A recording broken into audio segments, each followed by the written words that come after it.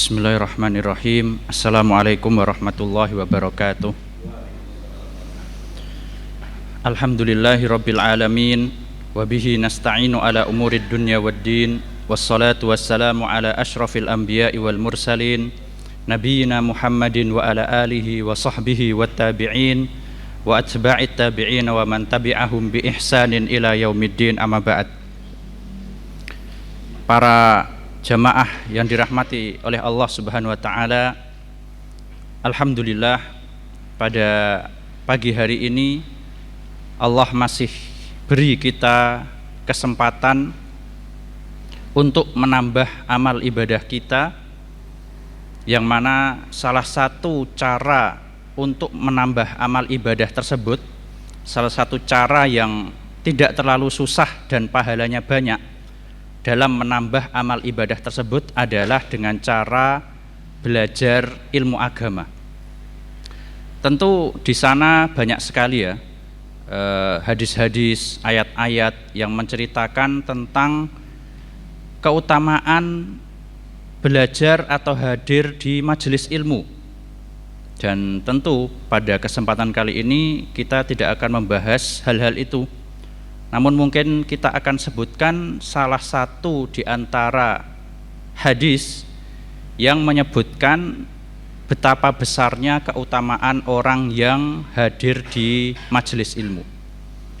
Dalam sebuah hadis, Rasulullah SAW pernah bersabda bahwasanya Allah Subhanahu wa taala itu punya para malaikat yang tugasnya itu adalah jalan-jalan.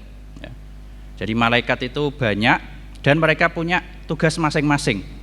Ada yang tugasnya mencatat amal hamba, ada yang tugasnya memberikan rahmat di rumah, dan ada juga yang tugasnya jalan-jalan.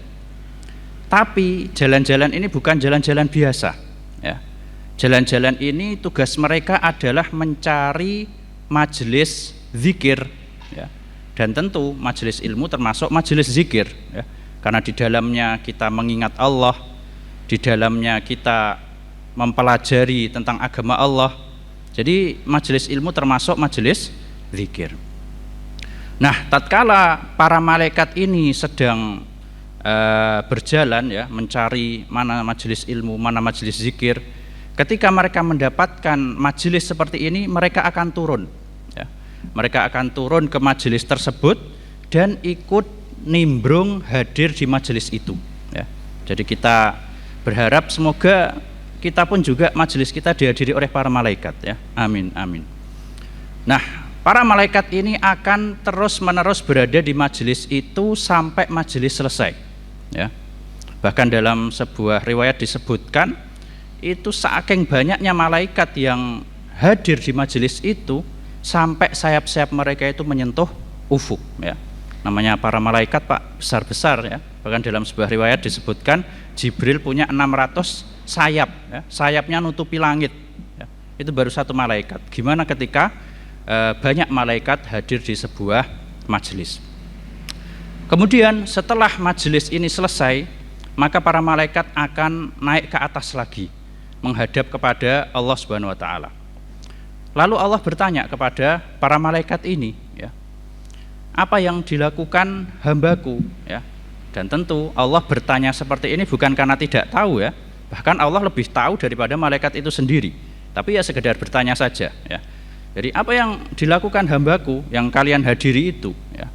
Maka para malaikat menjawab, ya Allah, mereka ini meminta sesuatu kepadamu dan berlindung dari sesuatu kepadamu juga. Maka Allah bertanya, mereka ini minta apa? Mereka di majelis itu tuh berharap apa dari itu semua? Maka para malaikat menjawab, mereka minta surgamu ya Allah. Maka Allah bertanya lagi, apakah mereka ini sudah pernah lihat surgaku? Gitu loh. Jadi belum pernah lihat surga saja kita mintanya seperti ini loh. Jadi setiap hari sholat 5 waktu kita kan mengharap surga Padahal kita nggak pernah lihat surga gitu loh. Apalagi kalau sudah pernah lihat surga. Jadi apakah mereka itu sudah pernah lihat surga? Kok mereka tuh mintanya sampai seperti ini? Maka kata para malaikat, belum. ya Allah, ya. Maka kata Allah Subhanahu wa taala, gimana kalau mereka itu seandainya sudah pernah lihat surga, tentu pasti akan lebih minta lagi, ya. Kemudian Allah bertanya lagi, dan dari apa mereka itu minta perlindungan? Maka para malaikat menjawab, dari neraka ya Allah. Maka Allah mengatakan, bertanya, ya, apakah mereka sudah pernah lihat neraka? Ya, kita nggak pernah lihat neraka kan, cuma dengar saja, ya. Ya, nggak pernah lihat aja takutnya seperti ini kita gitu loh, ya. Tapi apalagi nauzubillah min zalik kalau sudah pernah melihat, ya. Maka Allah bertanya lagi, mereka ini sudah pernah lihat neraka belum? Gitu. Maka dijawab, belum ya Allah, ya. Lalu bagaimana seandainya mereka pernah lihat neraka, ya. Maka Allah Subhanahu wa taala pun mengatakan, aku akan kabulkan seluruh permintaan mereka dan akan aku jaga mereka dari apa yang mereka takutkan. Kemudian malaikat berkata lagi, ya Allah, di halakoh ini, di majelis ini, itu ada fulan yang aslinya tuh dia ini bukan termasuk mereka gitu loh, ya. Jadi fulan ini cuman mampir aja, ya, mungkin nggak sengaja lagi lewat masjid tersebut atau lewat tempat tersebut, terus lihat ada majelis, ikut-ikutan, ya. Jadi dari rumah memang nggak ada niat untuk hadir, jadi cuman duduk aja, ya, nimbrung aja seperti itu, ya, iseng-iseng lah seperti itu, ya. Maka dan dalam riwayat kalau nggak salah disebutkan, dan dia ini dosanya banyak, kurang lebih seperti itu. Intinya bukan termasuk penuntut ilmu, bukan termasuk orang yang suka menghadiri ilmu, intinya seperti itu. Apakah si fulan ini juga termasuk kelompok yang engkau sebutkan tadi ya Allah? Maksudnya apakah si fulan ini termasuk akan mendapatkan keutamaan yang engkau sebutkan tadi, ya? Dikabulkan permintaannya dan dilindungi dari yang kita takutkan. Maka kata Allah Subhanahu wa taala, iya, ya. Jadi si fulan itu termasuk ke dalam kelompok yang tadi disebutkan keutamaannya, ya. Meskipun fulan ini bukan termasuk, ya, penuntut ilmu, meskipun si fulan ini nggak ada niatan untuk hadir di majelis ilmu, ya. Kemudian dalam hadis disebutkan, humul qaumu la yashqa fihim jalisuhum, ya. Mereka ini, orang-orang yang seperti ini adalah orang-orang yang teman duduknya mereka ini nggak bakal celaka, ya. Kita bisa pahami, ya, teman duduknya aja mendapatkan keutamaan seperti ini. Lalu bagaimana dengan orang yang aslinya duduk di situ gitu loh, ya. Tentu lebih lagi, lebih harus mendapatkan lagi, ya kan. Orang yang nggak niat hadir di majelis ilmu, cuman ikut duduk-duduk di situ aja mendapatkan keutamaan seperti itu, ya. Apalagi yang memang dari rumah niat hadir dan memang termasuk orang yang suka duduk di majelis ilmu, ya. Ini termasuk sebuah keutamaan yang sangat besar sekali, ya, yang menunjukkan keutamaan hadir di majelis ilmu.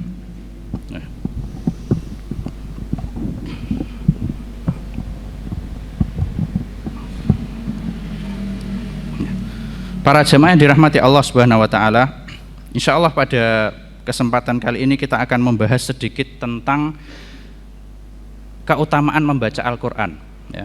Jadi kadang itu kita, atau sebagian kita ini kuat lah, ya, mendengarkan kajian berjam-jam atau mendengarkan ceramah di media sosial, ya, sampai banyak waktu, atau bahkan membaca buku agama, ya, mungkin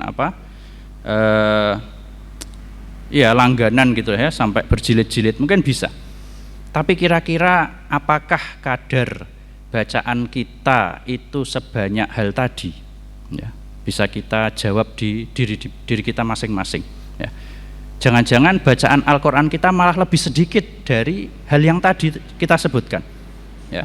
Harusnya malah lebih banyak, lebih penting, karena baca Al-Quran ini lebih penting, dan itu sebenarnya inti ilmu ada di situ, ya. Inti ilmu itu ada di Al-Quran, dan banyak keutamaan yang bisa kita dapatkan tatkala kita perhatian dengan Al-Quran dibanding perhatian dengan yang lainnya, ya.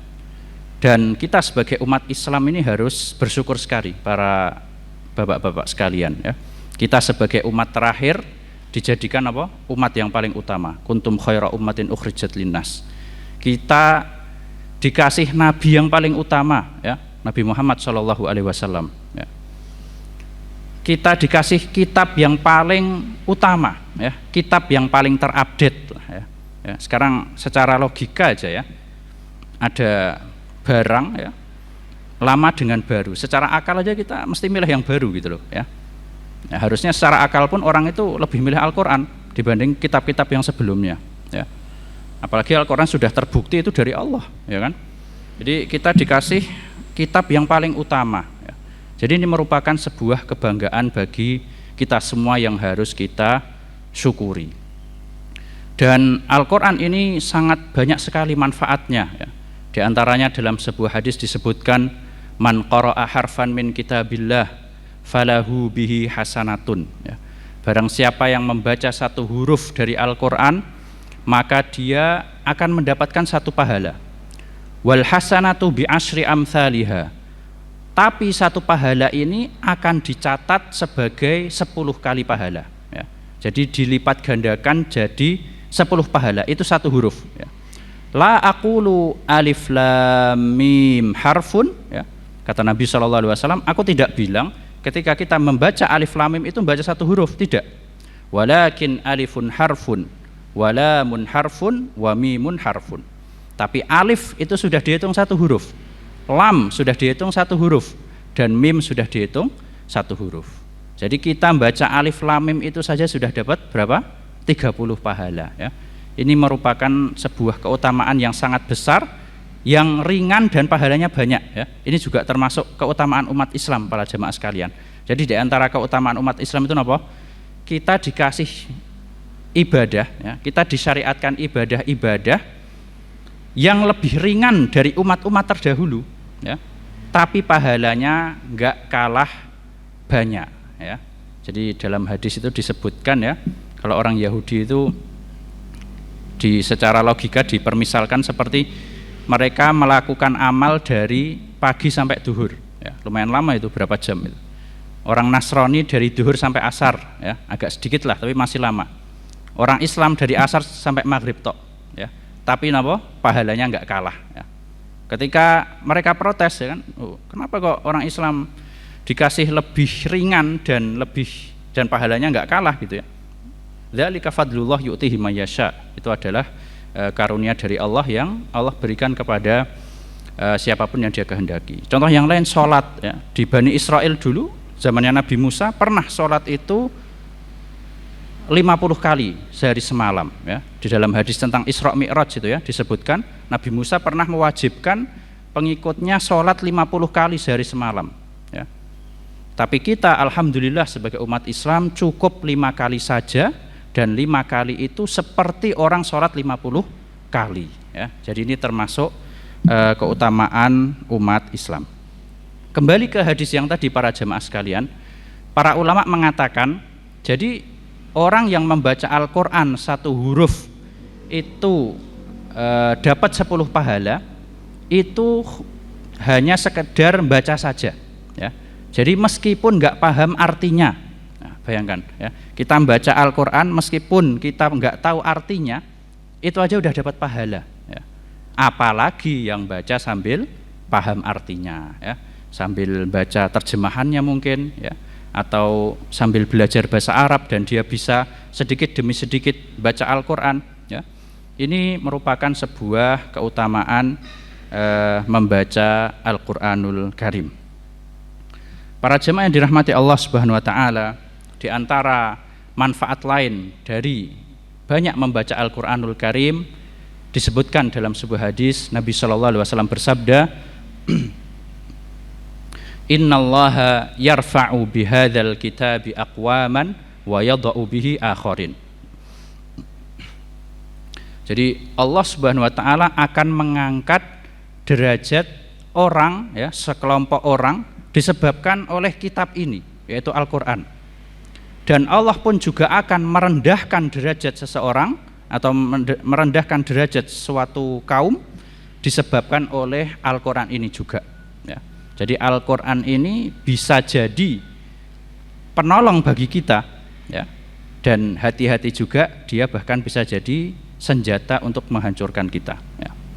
Kata para ulama, siapa orang-orang yang diangkat derajatnya oleh Allah disebabkan Al-Quran? Adalah orang-orang yang memperhatikan Al-Quran. Gimana cara memperhatikan Al-Quran? Sering dibaca, ya. Terus kalau kita punya kemampuan bisa dihafalkan, ya, nggak apa-apa ya. Mungkin meskipun kita bukan penghafal Al-Quran, paling nggak ada kemajuan lah untuk menghafal, ya. Mungkin satu ayat, ya.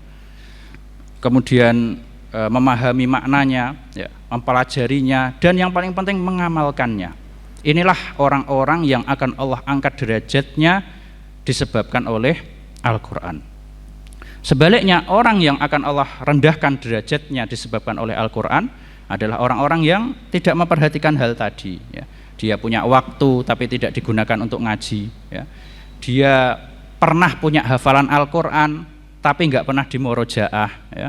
Ini juga hati-hati ya. Jadi yang sudah punya hafalan, terutama yang mungkin sebagian pemuda, ya, itu harus dipertahankan. Jangan sampai disepelekan, ya. Karena sebagian ulama mengatakan barang siapa yang sengaja hafalannya hilang karena sengaja, ya, bukan karena udah menghafal tapi kemudian lupa, ya, karena sengaja dia nggak mau ngulang-ngulang, sebagian ulama mengatakan itu bisa dosa, ya. Habis itu dia punya waktu untuk belajar Al-Quran tapi dia nggak gunakan, ya. Dan yang lebih parah lagi, dia sudah tahu ilmu dari Al-Quran tapi nggak diamalkan. Nah, ini hati-hati. Jadi dalam hadis yang lain disebutkan wal Qur'anu hujjatun laka au alaika. Al-Quran itu bisa jadi penolongmu, bisa jadi syafaat nanti di akhirat, ya, Al-Quran itu. Sebaliknya, Al-Quran bisa jadi menjerumuskanmu ke dalam kehancuran, ya. Para jamaah yang dirahmati Allah Subhanahu wa taala, yang dimaksud dengan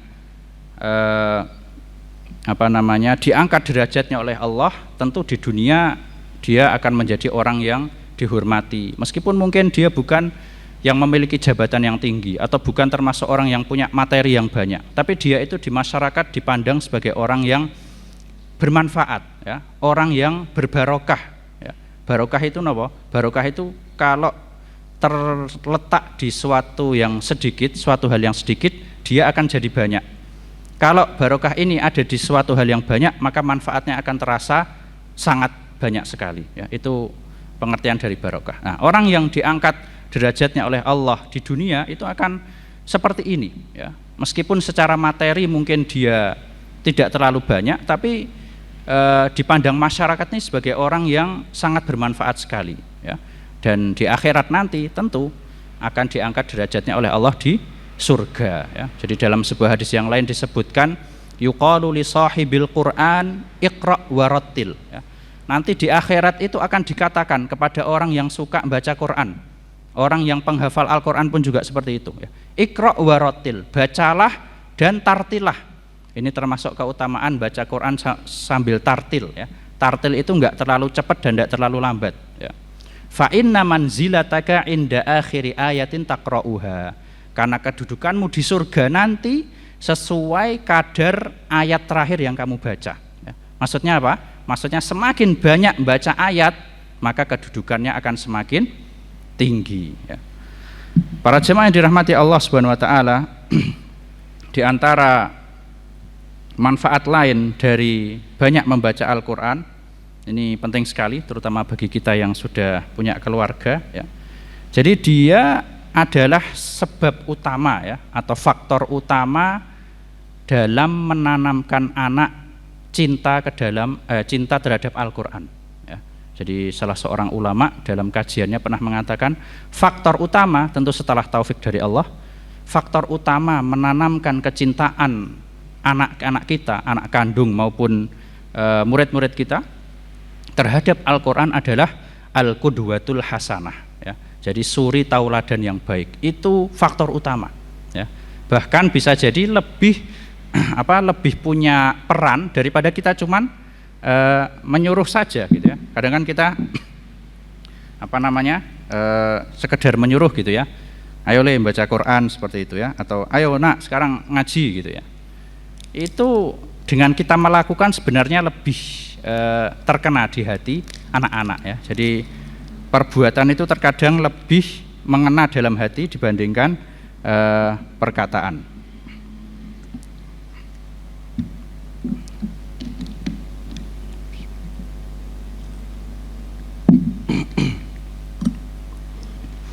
Bisa kita bayangkan ya, jadi seorang anak yang masuk rumah lihat orang tuanya lagi megang mushaf ya, lagi ngaji atau mungkin lagi sholat sambil dia menjaharkan bacaan ya, ketika sholat malam misalnya ya, tentu hal ini akan berdampak di hati anak kita ya.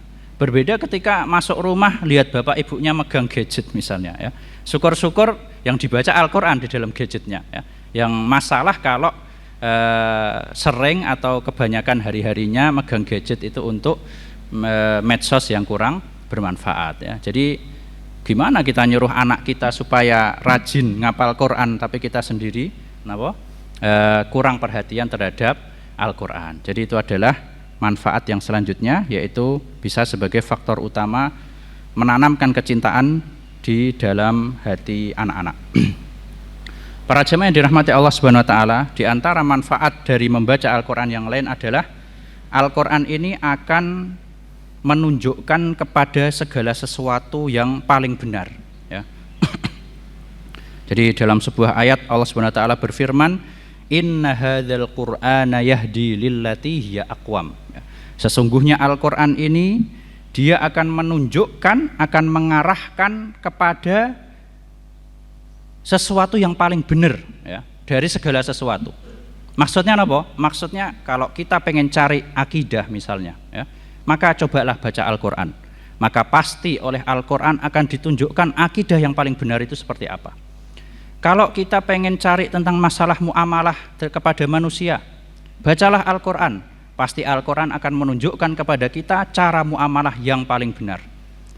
Kita pengen cari tentang akhlak, masalah akhlak ya, bacalah Al-Quran, niscaya Al-Quran akan menunjukkan kepada kita akhlak yang paling benar itu seperti apa ya. Atau mungkin sebagian kita ada yang galau seperti itu ya, butuh motivasi ya. Baca Al-Quran itu sudah cukup ya, Al-Quran sudah cukup itu ya. Maka pasti Al-Quran akan menunjukkan kepada kita motivasi yang paling memberikan semangat ya. Jadi dalam Al-Quran itu sudah lengkap insya Allah ya. Jadi secara garis besar sudah lengkap. Mungkin ada sebagian yang dijelaskan dalam hadis-hadis. Para jemaah yang dirahmati Allah Subhanahu wa taala, di antara manfaat dari membaca Al-Qur'an yang lain adalah akan memberikan keberkahan di rumah dan keluarga. Ini penting sekali ya bagi kita ya. Jadi orang yang banyak membaca Al-Qur'an itu akan memberikan banyak barokah di rumah dan keluarganya. Dalam sebuah hadis Nabi SAW pernah bersabda, "Inna syaitana yanfiru minal baitil ladzi tuqra'u fihi suratul Baqarah." Ya. Sesungguhnya setan itu akan lari dari rumah yang dibacakan di dalamnya surat Al-Baqarah. Dalam hadis ini merupakan atau ada keutamaan tentang surat Al-Baqarah secara khusus dan membaca Al-Quran secara umum ya. Dan Abu Hurairah, sahabat yang mulia Abu Hurairah radhiyallahu anhu pernah mengatakan, "Al-baitu idza tuliya fihi kitabullahi ittasa'a bi ahlihi." Ya. Suatu rumah ketika dibacakan di dalamnya Al-Qur'an itu akan terasa lapang bagi penghuninya ya. Meskipun rumahnya mungkin enggak terlalu lebar ya, tapi ketika dimasukin itu rasanya nyaman seperti itu ya.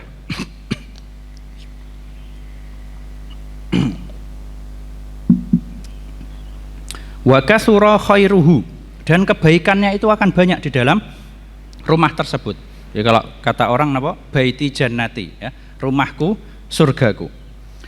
Wa hadarathu al malaikah, dan para malaikat akan masuk ke dalam rumah tersebut. Wa kharajat minhu syayatin. Sebaliknya kalau ada malaikat berarti enggak ada setan ya, dan para setan pun akan keluar dari rumah tersebut ya. Jadi rumah yang rumah yang angker itu sebenarnya yang nggak pernah dibacakan Al-Quran ya. Jadi meskipun rumahnya di situ rame, banyak fasilitas, mewah dan sebagainya, bisa jadi rumah angker, banyak setannya ya. Karena tidak pernah dibacakan Al-Quran ya. Kemudian sebaliknya, wal baitul ladzi lam yutla fihi kitabullah, sedangkan rumah yang nggak pernah dibuat ngaji di dalamnya ya, dhaqa bi ahlihi, akan terasa sempit bagi penghuninya ya, akan terasa sumpek ya, pengennya keluar ya, setiap masuk rumah apa? Pengennya cepat-cepat keluar, nggak betah dalam rumah. Wa qalla khairuhu, dan kebaikannya akan sedikit ya. Anaknya mungkin bermasalah ya, pasangannya bermasalah, banyak masalah di dalam rumah tersebut ya.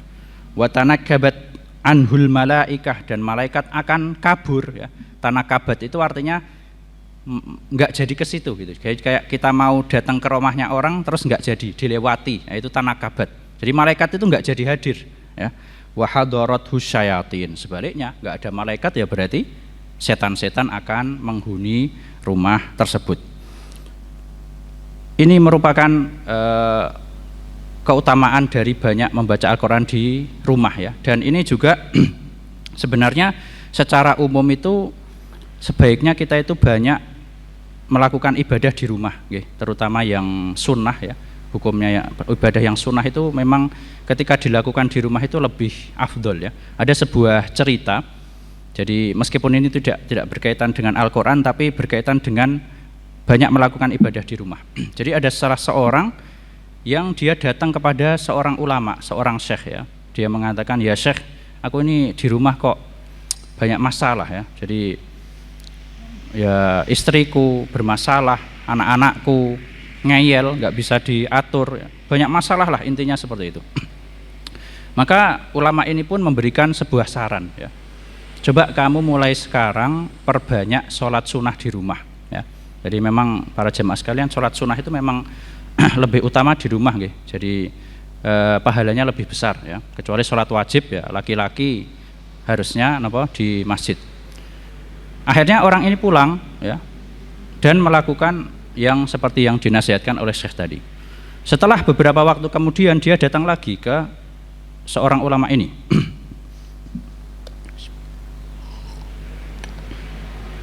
Kemudian ditanya ya, gimana kabarmu gitu ya.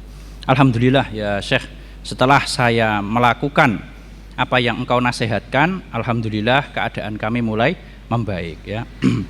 Istrinya mulai baik ya, mulai patuh, anak-anaknya juga mulai baik dan lain sebagainya. Intinya apa? Intinya ibadah di rumah itu punya faktor penting dalam menjaga keharmonisan rumah tangga atau baiti jannati, rumahku surgaku ya. Jadi mari kita usahakan perbanyak ibadah, terutama ibadah yang sunnah di rumah kita. Para jemaah yang dirahmati Allah Subhanahu wa taala, di antara keutamaan banyak membaca Al-Qur'an yang lain adalah membaca Al-Qur'an itu bisa menguatkan akal ya. Bisa menguatkan akal, bisa menambah kecerdasan ya. Intinya dia punya peran penting dalam menyehatkan akal kita. Salah seorang ulama salaf pernah mengatakan, kana yuqalu inna abqan nasi uqulan qurra'ul Qur'an ya. Manusia yang paling sehat akalnya ya, itu adalah para penghafal Al-Quran atau pembaca Al-Quran ya. Kita bisa lihat jadi para ulama yang sudah sepuh-sepuh itu, mereka itu kita perhatikan kayak seperti kita ya, yang sudah umur 80 tahun ya, yang sudah sepuh-sepuh, Syekh Abdul Muhsin Al-Abbad dan sebagainya. Itu ketika beliau berbicara itu kayak belum tua gitu loh ya. Bahkan mungkin lebih pintar dari kita, seperti jelas lebih pintar dari kita, tapi gaya bicaranya itu seperti ya masih sehat sekali ya. Jadi akalnya masih sehat sekali. Dan ulama-ulama yang lain tentunya, meskipun mereka sudah sepuh dan sebagainya, itu berbeda dengan orang-orang sepuh pada umumnya ya. Mungkin wallahu alam ini salah satu sebabnya karena mereka suka menghafal Quran, suka membaca Al-Quran ya. Karena seperti tadi, Al-Quran itu bisa menyehatkan akal. Jadi marilah kita jangan bosan-bosan untuk membaca Al-Quran, karena manfaatnya sangat banyak sekali. Bahkan dalam sebuah riwayat yang lain disebutkan, man hafidhul Qur'ana matta'a bi aqlihi. Barang siapa yang menghafal Al-Quran maka akan disehatkan akalnya ya. Dan terbukti kok ya, menghafal Al-Quran itu bisa mencerdaskan IQ, terutama ya yang muda yang tua tidak masalah ya, tetap kita menyehatkan akal kita. Jadi saya pernah baca di sebuah majalah, namanya majalah Ahlul Quran ya, itu diterbitkan oleh pemerintah Kementerian Saudi Arabia. Di situ mereka mengadakan survei atau penelitian ke sekolah-sekolah yang ada di sana. Dan setelah diteliti itu ternyata anak-anak yang awail itu ranking pertama gitu ya.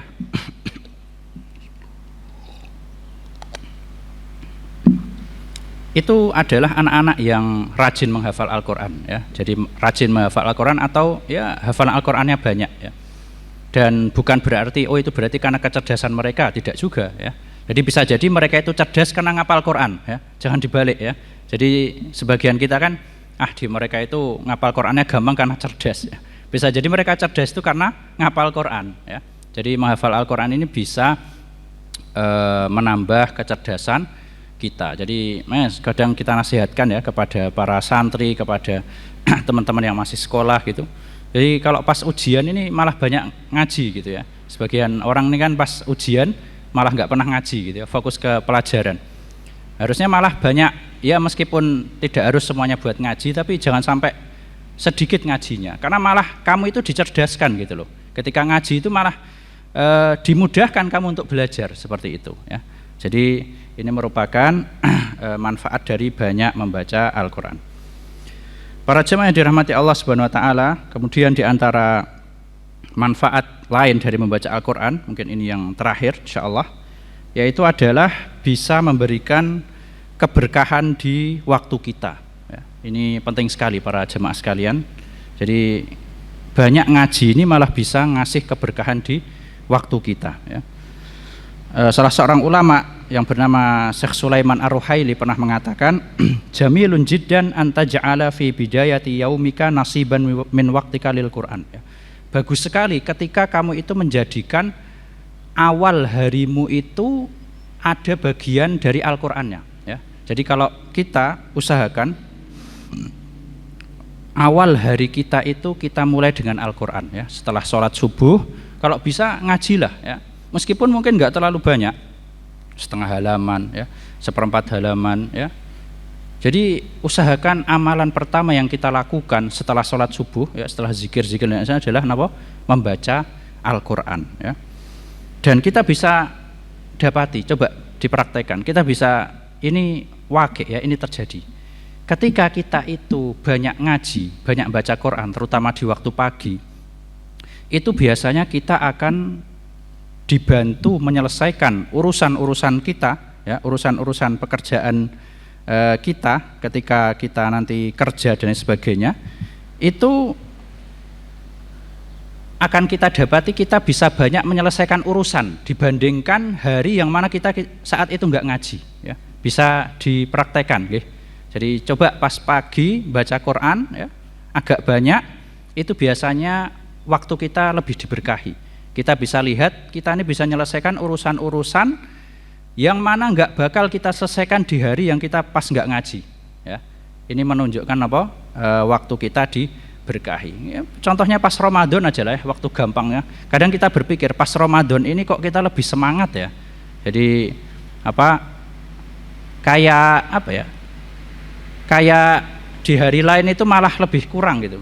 Pas kita Ramadan ngaji habis subuh, habis itu kok sepertinya kerjanya itu lebih semangat gitu loh ya. Ya lapar sih lapar, tapi kelihatan pengaruh dari ngajinya itu kelihatan ya. Kita dimudahkan untuk menyelesaikan urusan-urusan itu lebih banyak dibanding saat kita tidak membaca Al-Quran. Salah seorang ulama yang bernama Ibrahim Al-Maqdisi pernah menasihatkan kepada muridnya ya, aksir min qiraatil Qur'ani al-karimi wala tatrukhu ya. Wahai muridku, perbanyaklah membaca Al-Quran dan jangan sekali-kali kamu tinggalkan ya. Fa innahu yatayassaru lakal ladzi tatlubuhu ala qadri ma taqra. Karena kamu akan dimudahkan untuk mendapatkan apa yang kamu cari sebanyak kadar yang kamu baca ya. Semakin banyak Al-Quran yang kita baca, maka insya Allah kita pun akan dimudahkan untuk mendapatkan apa yang kita cari. Maka muridnya pun mengamalkannya.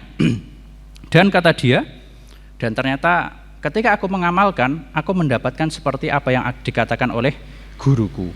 Tatkala di hari itu aku banyak membaca Al-Quran, maka aku bisa mendapatkan hadis yang sangat banyak. Ini zamannya ulama nyari hadis ya. Jadi ketika murid ini ngaji Al-Quran banyak, itu dia dapat hadis banyak. Dan sebaliknya, tatkala aku sedikit baca Quran, maka hadis yang aku dapatkan pun sedikit.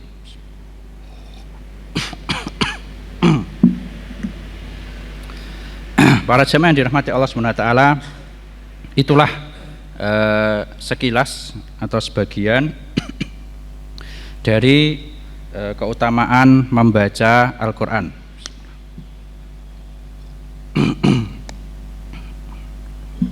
Dan marilah kita mumpung masih diberi kesempatan oleh Allah untuk hidup dan menambah amal ibadah kita, untuk memanfaatkan kesempatan ini ya. Kalau memang bagi kita yang mungkin belum bisa konsisten setiap hari belum bisa konsisten baca Quran, maka marilah mulai sekarang kita konsistenkan ya, meskipun nggak banyak, 1 ayat 2 ayat nggak apa-apa, tapi yang penting konsisten, karena dalam hadis disebutkan ahabul a'mali ilallahi adwamuha wa in qalla. Amalan yang paling dicintai oleh Allah itu adalah yang konsisten, yang ajek lah ya, meskipun tidak terlalu banyak ya. Dan bagi kita yang sudah alhamdulillah bisa ngaji setiap hari, maka kalau bisa ditambah kadarnya, terutama ibu-ibu ya. Jadi ibu-ibu itu kan ada hari-hari yang mungkin mereka tidak bisa baca Al-Quran ya. Nah, ini harusnya pas hari-hari mereka bisa baca Quran, ini harusnya dimanfaatkan ya. Jadi kalau kita alhamdulillah laki-laki mungkin bisa setiap hari, tapi ibu-ibu kan tidak seperti itu ya, para wanita tidak seperti itu. Nah, harusnya mereka ini memanfaatkan hari-hari di saat mereka itu ada kesempatan untuk ngaji ya, ketika tidak datang bulan maksudnya, harusnya dimanfaatkan itu ya, sebelum datang hari-hari yang mana mereka menurut sebagian ulama tidak boleh membaca Al-Quranul Karim. Nah, kita memohon kepada Allah Subhanahu Wa Taala agar dijadikan orang-orang termasuk ahlul Quran ya. Semoga kita dijadikan Allah orang-orang yang diangkat derajatnya disebabkan oleh Al-Quran. Mungkin ini yang dapat kita sampaikan. Sebelum kita tutup, mungkin ada yang belum jelas atau mau ditanyakan, silahkan.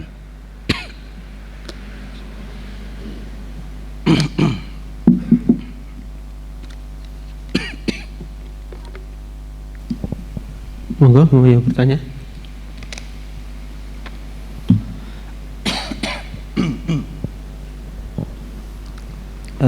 Dari saya Ustaz, Monggo Pak. Itu dalam baca Al-Quran itu kapan seseorang itu boleh membaca sendiri?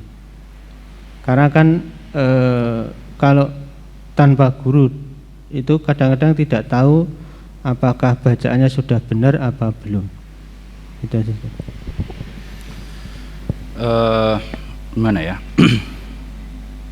Ya sebenarnya tidak apa-apa sih, maksudnya kalau ada kesempatan untuk belajar ya kita manfaatkan, tapi bukan berarti terus kita harus sempurna baca Al-Quran, juga tidak kok ya. Jadi dalam hadis kan disebutkan ya, itu namanya al-mahiru bil Quran ma'as safaratil kiramil bararah. Orang yang ngajinya lancar itu, maka mereka akan bersama para malaikat ya. Walladzi yatata'ta fi qiraatihi falahu ajron ya, au kama qala sallallahu alaihi wasallam. Sedangkan orang yang ngajinya masih belum lancar, masih tersendat-sendat ya, maka dia pun akan mendapatkan 2 pahala ya. Dari hadis ini dapat kita pahami sebenarnya ngaji sendiri itu enggak harus nunggu lancar banget ya. Jadi selama kita insya Allah ya bisa lah ya baca, meskipun mungkin ada yang tidak sengaja salah ya, ada yang mungkin panjang pendeknya masih salah dan lain sebagainya, maka enggak apa-apa, kita baca saja ya. Yang penting itu kan yang menyebabkan bacaan itu bermasalah itu kan ketika sholat Pak, terutama Al-Fatihah gitu. Jadi kalau dalam mazhab Syafi'i itu kalau Al-Fatihah hurufnya salah bisa enggak sah sholatnya. Selain itu insya Allah enggak ada masalah, mungkin salah dan sebagainya ya. Yang penting pas sholat itu aja mungkin hendaknya yang dijadikan imam adalah orang yang benar-benar ngajinya benar, seperti itu. Adapun selain itu insya Allah enggak masalah, ngaji sendiri insya Allah. Wallahu a'lam.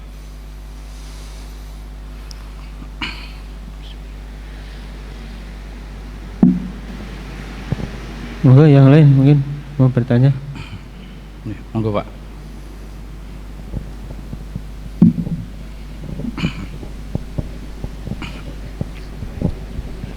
Assalamualaikum warahmatullahi wabarakatuh. Salam. Di dalam membaca Al-Quran, bahkan yang smart menghafal Al-Quran, itu ada istilahnya sanatnya, sanat. Jadi harus disanatkan. Nah, ini penjelasannya seperti apa? Terima kasih. Iya, jadi sanat itu maksudnya adalah bacaan kita nyambung sampai Rasulullah SAW. Ya, jadi kita membaca ke guru kita, yang mana guru kita juga punya sanat ke gurunya lagi, terus ke tabi'ut tabi'in nyambung ke tabi'in nyambung ke sahabat, dan sahabat ke Rasulullah SAW. Itu artinya sanat, ya. Dan sanat itu bukan merupakan suatu keharusan, ya.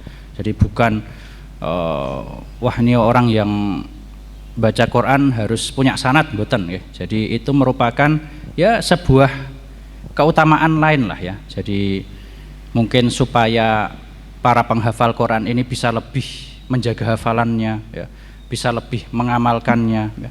Seandainya tidak punya sanad pun juga bukan suatu hal yang tercela, ya. Jadi itu merupakan ilmu lain lah, ilmu lain yang mungkin bisa dimanfaatkan bagi orang yang sudah melanjutkan ke yang lebih tinggi, ya. Jadi kalau mau dapat sanad niku agak susah, Pak. Jadi kadang harus hafid 30 juz, terus dites, ya, terus harus setor ke syekhnya dari Al-Fatihah sampai Anas, ya. Nah, itu baru nanti biasanya dikasih sanad. Tapi intinya itu bukan suatu hal yang harus atau wajib, ya. Itu merupakan ya keutamaan lain lah. Seperti hadis pun juga ada sanadnya, maka Al-Quran pun juga seperti itu. Wallahu a'lam.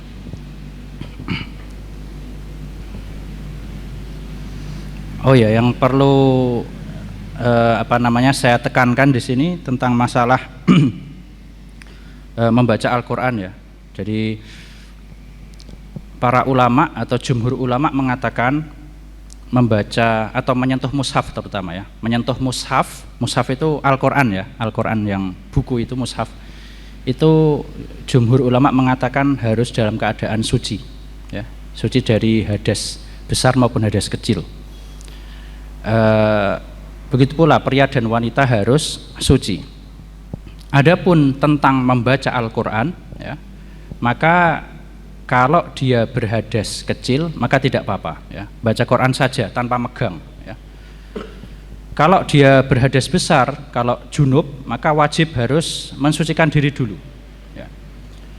Kalau wanita haid, maka memang di sini ada perbedaan pendapat, ya. Jumhur ulama mengatakan tidak boleh.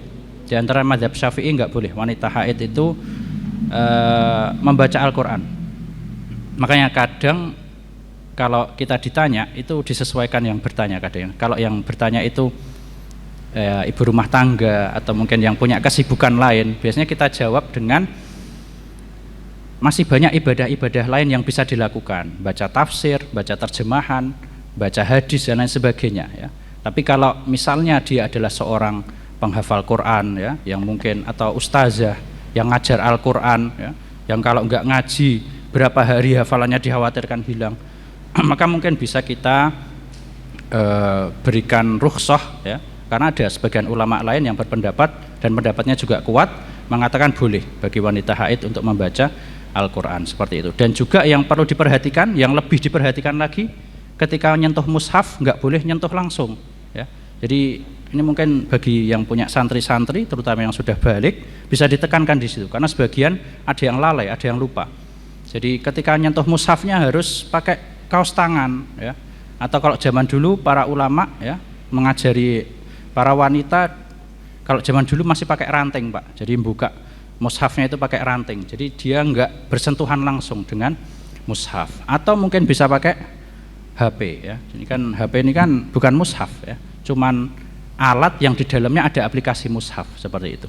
Bahkan kata para ulama saat kita berhadas kecil pun nggak apa-apa megang HP untuk membaca Al-Quran karena bukan mushaf, ya. Jadi yang disyaratkan toharoh atau suci itu adalah mushaf yang benar-benar buku mushaf seperti itu, ya. Wallahu a'lam. Mungkin itu saja, ya. Tidak ada pertanyaan lain, insyaallah. Insyaallah. Tidak ada. Ya, Pak. Kalau ada terjemahannya itu wallahu a'lam ya, cuman lebih hati-hatinya kita sebut mushaf, Pak. Soalnya di situ 50% 50% sama. Beda sama tafsir, Pak. Kalau tafsir itu kan ayatnya segini, penjelasannya banyak. Jadi lebih mirip buku seperti itu. Tapi kalau terjemah ini kan ayat terjemahannya sesuai ayat. Jadi ada ayatnya full seperti itu. Jadi wallahu a'lam lebih mirip mushaf. Jadi lebih hati-hatinya tetap dipegang pakai, kalau berhadas pakai penghalang seperti itu. Wallahu a'lam. Itu ya, kita cukupkan, Pak. Kita cukupkan insyaallah nggih. Baik, jazakumullah khairan. Kita cukupkan kajian pada pagi ini. Yang salah semuanya datang dari diri saya dan dari syaitan. Yang benar semuanya dari Allah Subhanahu wa taala. Kita tutup dengan doa kafaratul majlis. Subhanakallahumma bihamdik asyhadu an la ilaha illa anta astaghfiruka wa atubu ilaik. Wassallallahu ala nabiyyina Muhammad wa ala alihi wa sahbihi wasallam. Wassalamualaikum warahmatullahi wabarakatuh.